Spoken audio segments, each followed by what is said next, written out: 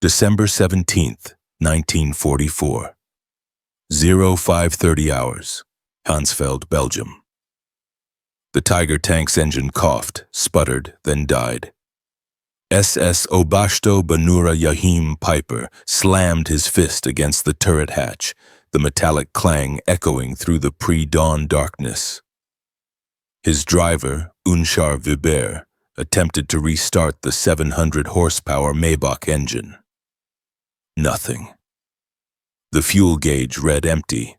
Herr Oberonura Weber called up from his compartment, his voice tight with barely controlled panic.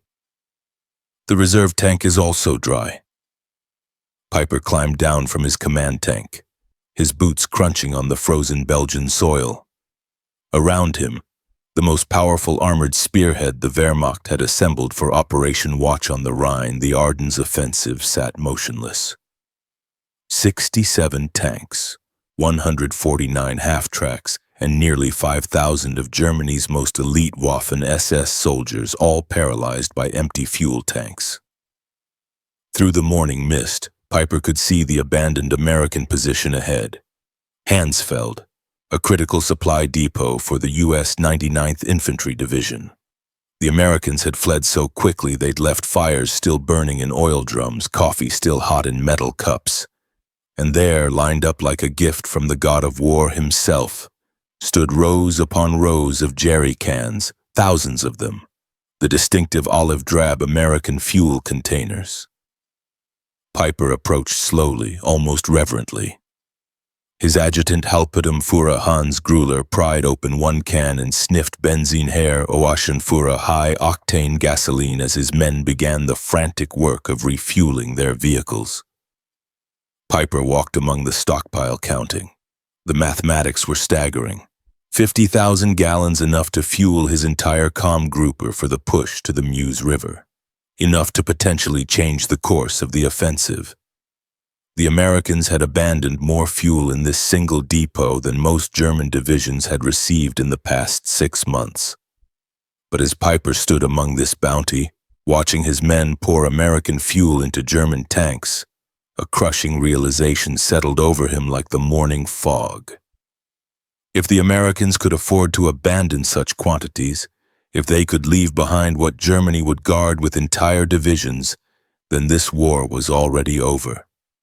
Germany hadn't just miscalculated. Germany had fundamentally misunderstood the nature of its enemy.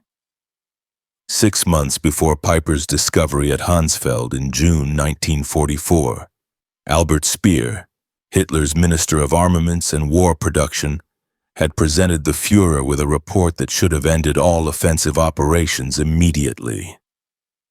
Germany's synthetic fuel production, the lifeblood of the Wehrmacht, had been systematically destroyed by Allied bombing.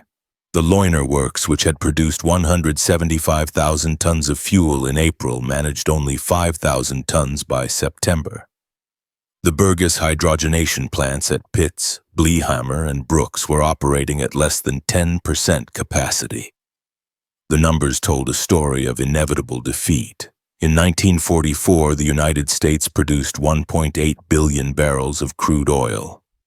Germany, including all synthetic production and captured Romanian fields, managed 33 million barrels, less than 2% of American production. The Third Reich was attempting to wage mechanized warfare with horse-drawn logistics. While America was drowning its armies in petroleum abundance, Major Friedrich Simon of the Wehrmacht's Logistics Command had calculated that the Ardennes offensive would require 4.5 million gallons of fuel to reach Antwerp. Hitler allocated 5 million gallons, but only half was actually delivered due to transportation problems. The German High Command was betting the entire offensive on capturing enemy supplies, a strategy that revealed terminal weakness rather than strength. The Americans, meanwhile, had constructed a petroleum pipeline system across France called PLU, Pipeline Under the Ocean, and the Red Ball Express, a massive truck convoy system that delivered 12,500 tons of supplies daily to the front lines. By December 1944, American forces in Europe were consuming 1.2 million gallons of fuel per day and receiving 1.4 million gallons. They were accumulating reserves while fighting.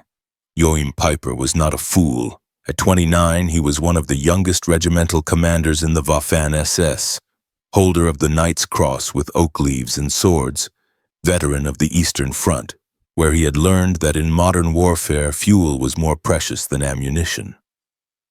His camp grouper had been designated the Schwerpunkt, the decisive point of the entire Ardennes offensive. On December 14th, 2 days before the offensive, Peiper attended the final briefing at Tondorf. General Sepp Dietrich, commanding the 6th SS Panzer Army, was blunt. "You will have enough fuel to reach the Meuse if you capture American supplies." The fuel allocation for Camp Grouper Peiper was 31,000 gallons, enough for 50 miles of combat operations. The distance to the Meuse was 65 miles. The mathematics of failure were built into the plan from the beginning. As his column prepared to advance on December 16th, Peiper issued strict orders. Tanks would operate in single file to conserve fuel. Engines would be shut off during any halt longer than 5 minutes, and the capture of American fuel dumps was priority one, above even tactical objectives. The contrast with American operations could not have been starker. That same morning, Captain James Rose of the U.S. 743rd Tank Battalion, stationed just 20 miles from Peiper's starting position, recorded in his unit diary, received fuel resupply, 8,000 grams. Third delivery this week, storage tanks already at capacity. December 16th, 1944, 0530 hours. The German artillery barrage that opened Operation Watch on the Rhine used more ammunition in 2 hours than the Wehrmacht had allocated for entire operations earlier in the war. But even this impressive display masked critical shortages. Peiper's column began moving at 7 a.m., already behind schedule. The roads, which on German maps appeared as highways, were narrow country lanes, many unpaved. Within hours, traffic jams developed as vehicles designed for the Russian steppes struggled through the Ardennes forest. At Lanzarote, Peiper's first objective, they encountered unexpected resistance from a single American intelligence and reconnaissance platoon, 18 men who held up the most powerful German armored column for nearly 10 hours. During the delay, Peiper's vehicles sat idling, burning precious fuel. When they finally broke through and reached Hansfeld at dawn on December 17th, Peiper's column had covered 20 miles and consumed 40% of their fuel. At this rate, they would run dry before reaching the halfway point to the MOS. The American supply depot at Hansfeld was not even a primary facility. It was a forward supply point for the 99th Infantry Division, what the U.S. Army classified as a Class 3B depot, a temporary fuel station. Yet what Peiper found there exceeded the monthly fuel allocation for an entire German Panzer division. Halmführer Hans Grüller later testified, "We found pyramids of jerry cans, each containing 5 gallons of gasoline. They were stacked 3 meters high, extending for perhaps 200 meters. The Americans had not even attempted to destroy them. The captured fuel was high-octane aviation gasoline mixed with motor fuel 80 octane or higher. German vehicles, especially the temperamental Maybach engines in the Tiger tanks, were designed for 74 octane fuel. The American gasoline was actually too good, causing engine problems in several German vehicles. As Peiper's men refueled, they made more discoveries. Sergeant Wilhelm Hoffmann found shipping manifests in the depot office. He could read English, having worked in his father's import business before the war. The papers indicated this fuel had been shipped from Texas to New York, across the Atlantic to Liverpool, across the Channel to Normandy, and trucked 400 meters to Hansfeld. The journey of over 6,000 miles had taken less than 6 weeks. I showed the papers to Oberstleutnant Peiper. Hoffman recalled in a 1976 interview. He read them twice, then crumpled them up. He said nothing, but his face went pale. We both understood what this meant. Private Ernst Kara found a stack of Stars and Stripes newspapers dated December 15th, just 2 days old. The headline celebrated the opening of a new fuel pipeline from Cherbourg to Verdun, capable of delivering 300,000 gallons per day. A single pipeline delivering more fuel daily than Camp Gripper Piper would use in the entire offensive. To comprehend the shock of Piper's discovery, one must understand Germany's fuel situation by late 1944. Since May, Allied bombing had reduced synthetic fuel production by 90%. The Luftwaffe was grounding aircraft for lack of aviation fuel. Pilot training had been cut from 250 flight hours to 60 hours. The German Navy's surface fleet had effectively ceased operations. U-boat were fitted with snorkels to conserve diesel by running on batteries longer. On the home front, German civilians had not seen private automobile traffic since 1942. Gasoline was so precious that the Gestapo investigated black market theft of individual liters. Farmers were returning to horse-drawn plows. Meanwhile, the United States was producing 67% of the world's oil. The East Texas oil field alone produced more petroleum than all of German-occupied Europe. American refineries were operating at such capacity that Standard Oil was experimenting with new petroleum byproducts simply because they had excess crude. With the 50,000 gallons captured at Hansfeld, Piper's columns surged forward. They reached Billingen by noon on December 17th, capturing additional supplies, rations, ammunition, and most importantly, maps showing other American fuel depots in the area. But the maps revealed a disturbing truth. The Americans had fuel stockpiles everywhere. Every major crossroads had a depot. The U.S. First Army alone had 3.5 million gallons in reserve.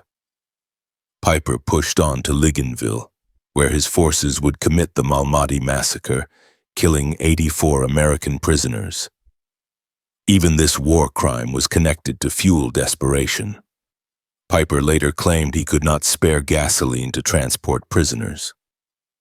By evening on December 17th, Piper's spearhead reached Stavalo, site of a major American fuel depot containing over 2 million gallons.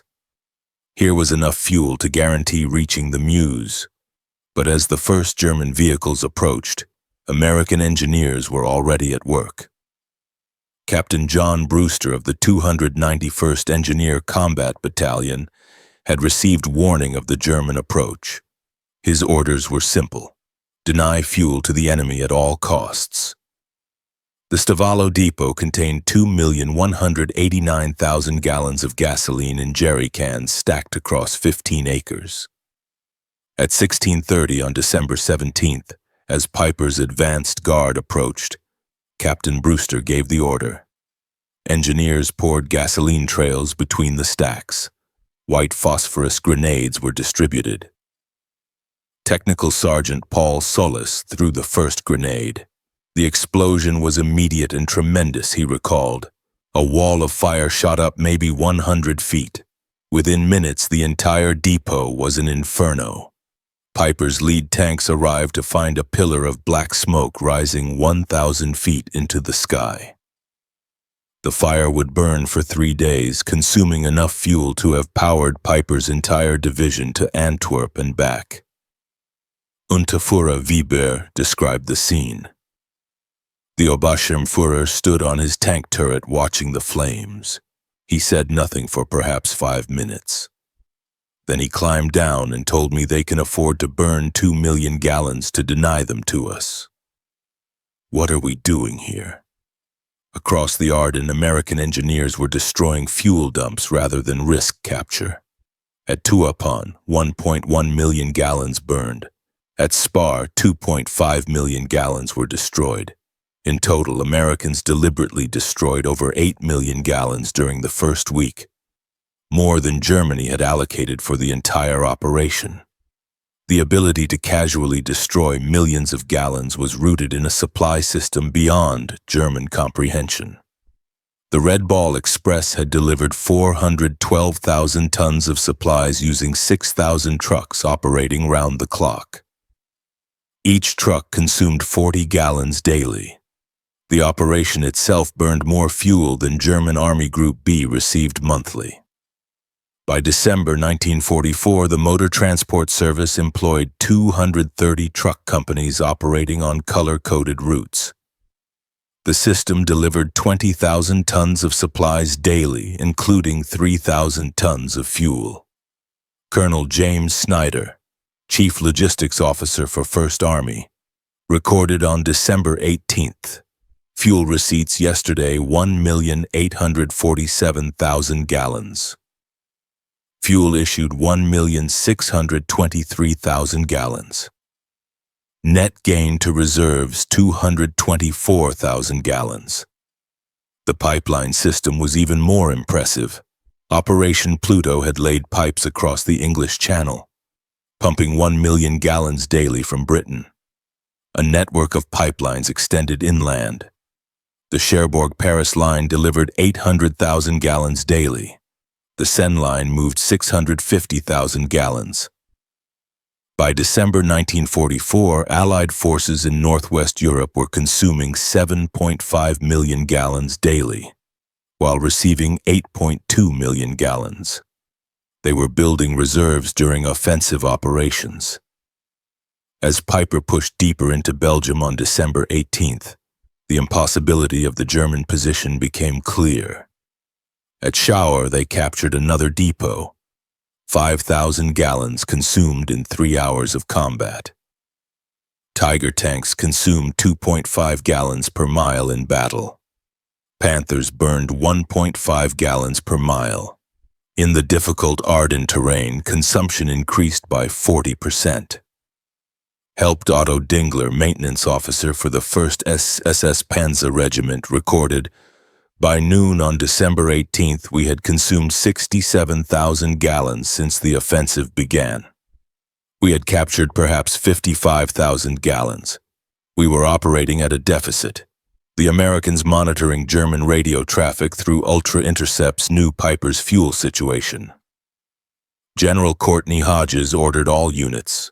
Enemy critically short of fuel. Destroy all gasoline stocks threatened by capture." That same day, American C-47s flew 316 sorties delivering supplies to Bastogne, including 160,000 gallons of fuel. Americans were flying more fuel to a surrounded garrison than Piper's entire Kampfgruppe possessed. By December 19th, as Piper's forces engaged defenders at Stoumont, the fuel crisis had become critical. Tanks were being abandoned with empty fuel tanks rather than from battle damage. Piper consolidated his remaining fuel, perhaps 8,000 gallons, enough for one engagement or retreat, but not both. Meanwhile, Allied planners were preparing for January operations. Brigadier General Maurice Gilland requested 245 million gallons for the coming month. The request was approved without discussion.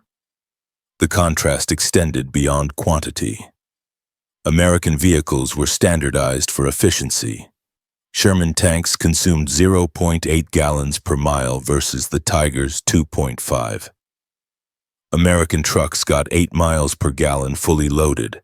Parts were interchangeable. Maintenance simplified. German forces operated a bewildering array of captured and manufactured vehicles with different requirements. French tanks needed different oil than German Panthers.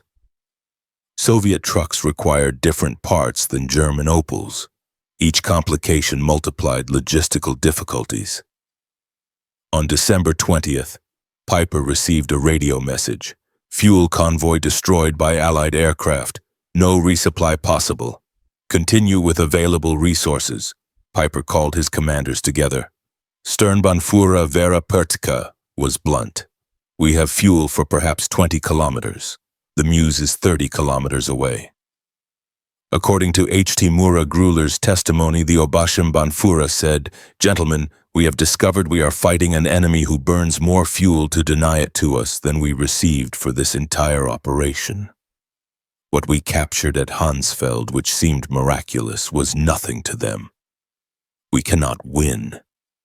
This realization was spreading. General Hasso von Manteuffel, commanding 5th Panzer Army, later wrote, "When I learned Americans had destroyed 8 million gallons rather than risk our capturing it, I knew the offensive had failed before it began." Colonel Friedrich von Donder, captured December 23rd, told interrogators, "Your soldiers throw away chocolate. My men haven't seen chocolate in 2 years. You burn millions of gallons. We measure by the liter. How can we fight such abundance?" By December 21st, Piper was surrounded at Lays, his tanks immobile.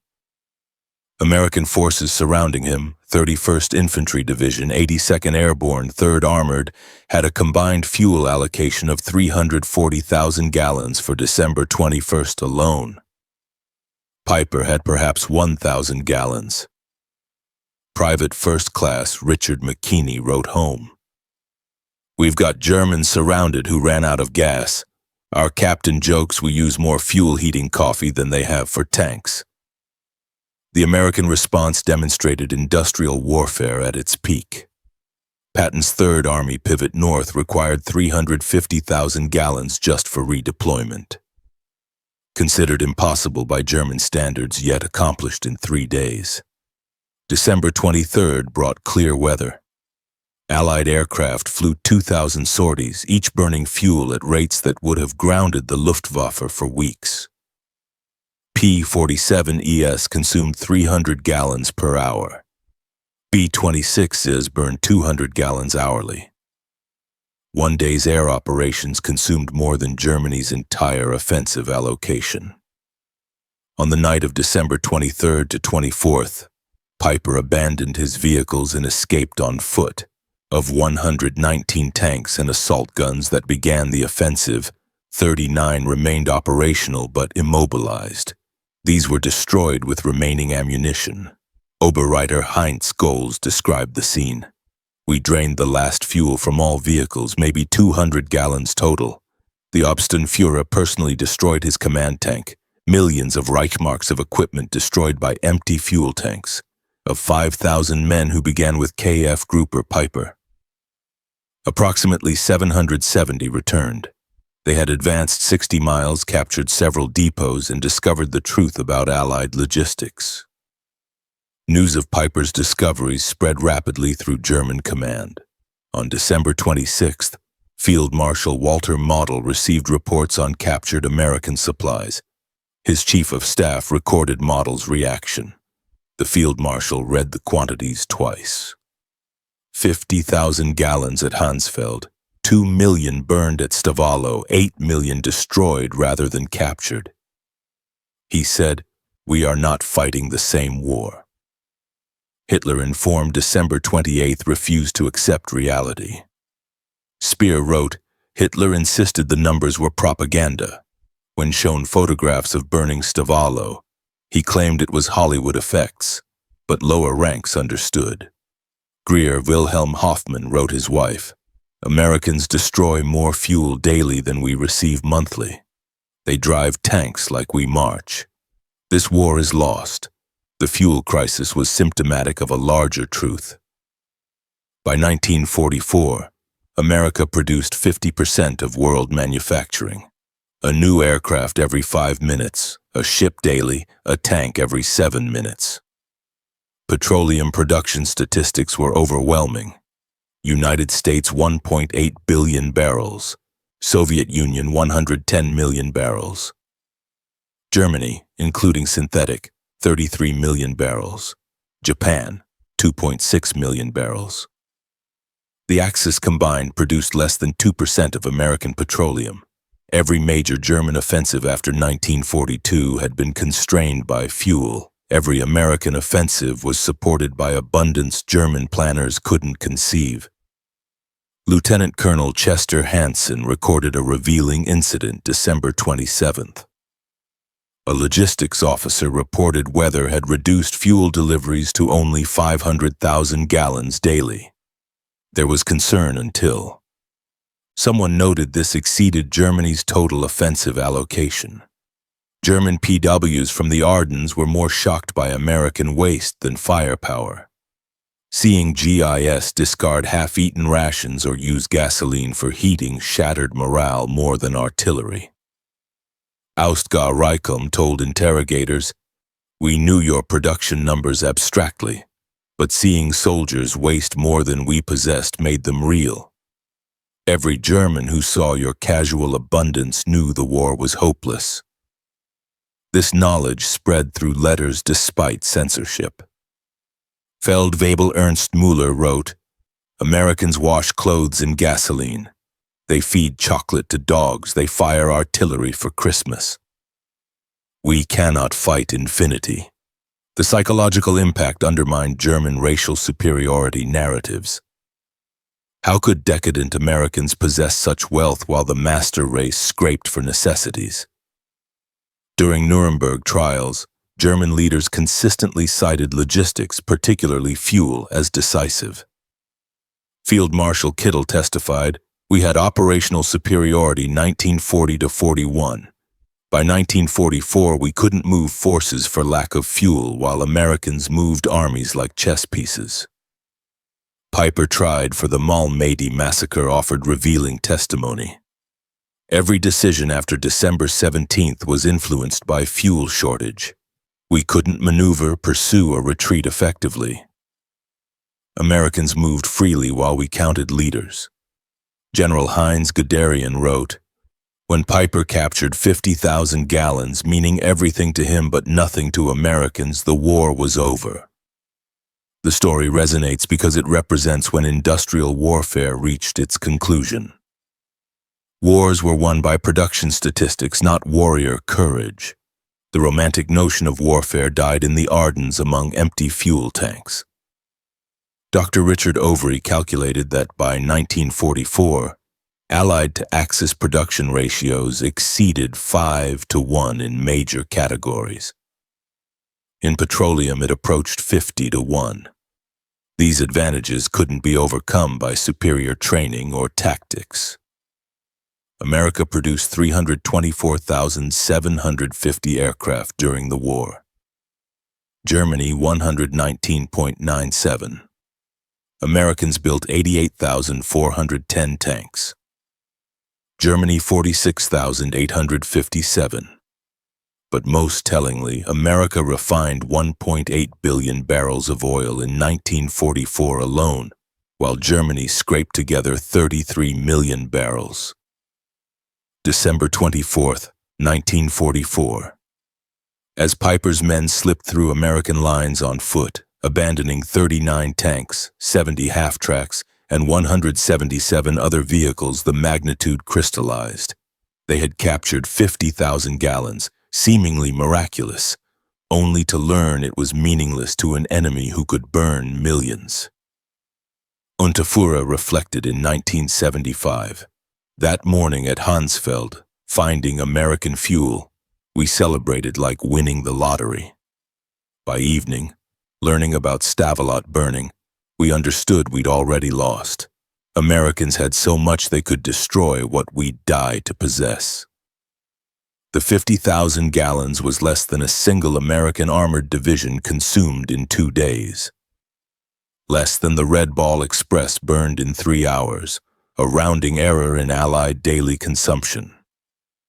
Major General J. Lorton Collins later wrote, "Germans' desperate attempts to capture fuel revealed their miscalculation.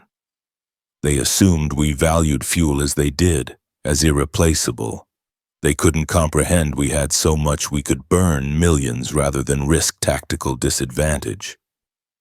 Operation Watch on the Rhine failed through immutable mathematics of industrial warfare. The offensive consumed approximately 2.8 million gallons, 40% overall allocation, the difference from captured supplies. During the same period, Americans consumed 267 million gallons, nearly 100 times more. The Wehrmacht lost 100,000 men, 800 tanks, 1,000 aircraft. But most devastating was loss of illusions. Every German witnessing American abundance understood Germany wasn't fighting a war, but participating in its own execution. Jim Piper survived imprisoned until 1956 for war crimes. On July 14, 1976, he was murdered at his French home by unknown assailants. But in 1967, he told historian Henry Lehman, "Finding that depot was the worst thing. If we'd run out earlier, we might have retreated with dignity. Instead, we discovered Americans had oceans while we had drops. We discovered impossibility." The lesson extends beyond World War II. In industrial warfare, logistics supersedes tactics. Production overwhelms courage. Abundance defeats dedication. The German soldier of 1944 was arguably better trained and more experienced. It didn't matter. Americans were backed by an industrial machine that could waste more than Germany could produce. This truth was encoded in every jerry cannon at Hansfeld, every gallon burned at Stavello, every pipeline across France. Wars between industrial powers would be won by factories and refineries, not brilliant generals. Colonel Trevor Dupuy calculated that in December 1944, each American soldier was supported by 67 of supplies daily. Each German received 3 pounds. Americans complained about waste. Germans would have considered American waste unimaginable abundance. In 1984, 40 years after the battle, veterans gathered at Laz. The museum displays Piper's Tiger tank, still positioned where it ran out of fuel. December 23, 1944. Former Unratia Karl Wortmann stood beside the tank with former Staff Sergeant Roy Anderson of the 30th Infantry Division. "We always wondered why you stopped," Anderson said. "We thought it was tactical." Wortmann laughed bitterly. "We stopped because tanks were empty. You burned millions to keep it from us." "How could we fight that?" Anderson was quiet, then said, "We never knew you were that short. We had so much we never thought about it." That exchange captured December 1944's truth. One side measured by the gallon, the other by millions. One fought for each jerry can, the other burned oceans. The outcome was predetermined. German records provide damning evidence. Army Group B's War Diary, December 1944, December 16th, offensive begins, fuel 70% of minimum. December 17th, Piper captures 50,000 gallons. December 18th, multiple depots destroyed, 5+ million gallons lost. December 19th, fuel critical units immobilized. December 24th, Piper abandons vehicles, fuel exhaustion. Meanwhile, First Army reports December 16th reserves 3.7 million gallons. December 17th, 2.2 million destroyed. December 18th, 1.8 million received. December 24th, reserves 4.1 million. Americans treated millions with indifference, Germans reserved for individual cans. Beyond quantity, American fuel represented technological superiority. American refineries perfected catalytic cracking, producing higher octanes more efficiently than German hydrogenation. American 100-octane aviation fuel gave aircraft performance advantages over German planes running 87-octane synthetic. Americans perfected additives Germany couldn't replicate. Tetrathyled ethylene diramide detergents. German engines designed for lower quality often ran poorly on captured American gasoline. Fuel shortage shaped every soldier's experience. Gerrit Hans Müller recorded December 20th marched 30 kilometers. No fuel for trucks past abandoned American vehicles with engines running for warmth. They leave engines running. We march through snow. Medical services were crippled. Ambulances couldn't evacuate wounded. Hospitals couldn't run generators. Men died waiting for transportation that never came. Oberarch Dr. Wilhelm Kirsting testified, "We had excellent surgeons, supplies captured from Americans, but no fuel for ambulances. Men died who could have been saved with 10-kilometer transport." The discoveries shattered German propaganda about American weakness. Soldiers had been told Americans were soft, incapable. Then they discovered Americans could destroy more than Germany possessed. Goebbels's diary, December 28th. Reports indicate serious morale problems. Soldiers write about American superiority, undermining our narrative. But stories spread faster than censorship. The myth of German superiority couldn't survive contact with American logistics.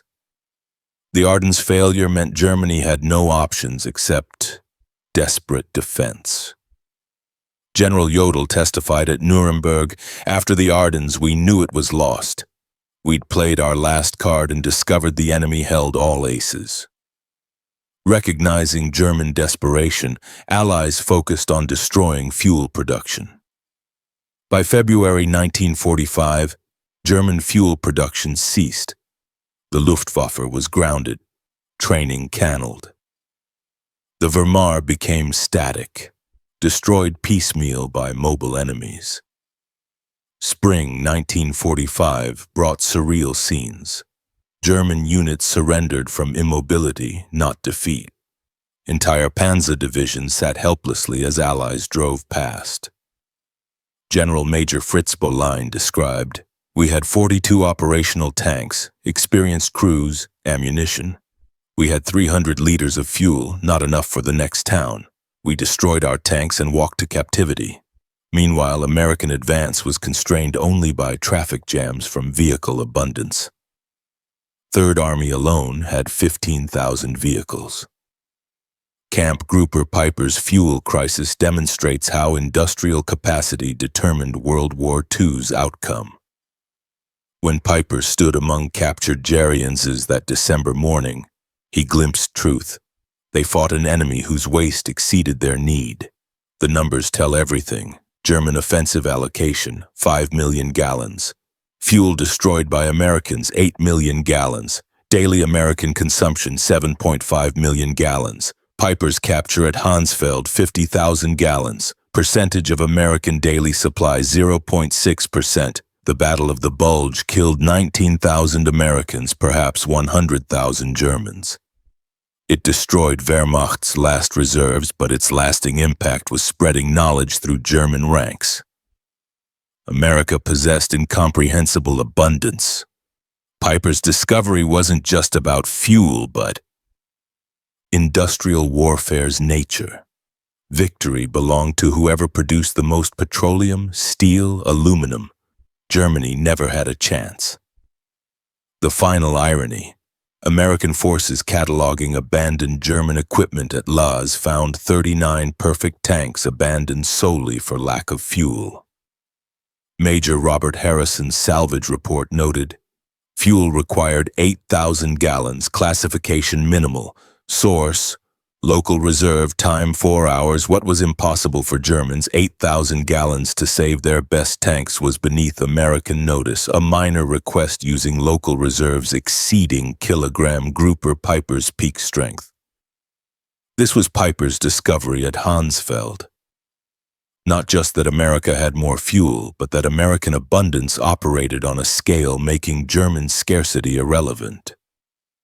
The war was over when American industrial capacity mobilized. Hansfeld revealed what had been true since 1942. Germany fought the impossible, measuring defeat in gallons while America measured victory in oceans. The Tiger tank sits in Le Glaz's museum, fuel gauge empty, monument to when tactical excellence met logistical reality and lost. Visitors ask why such powerful tanks were abandoned. The answer: no fuel.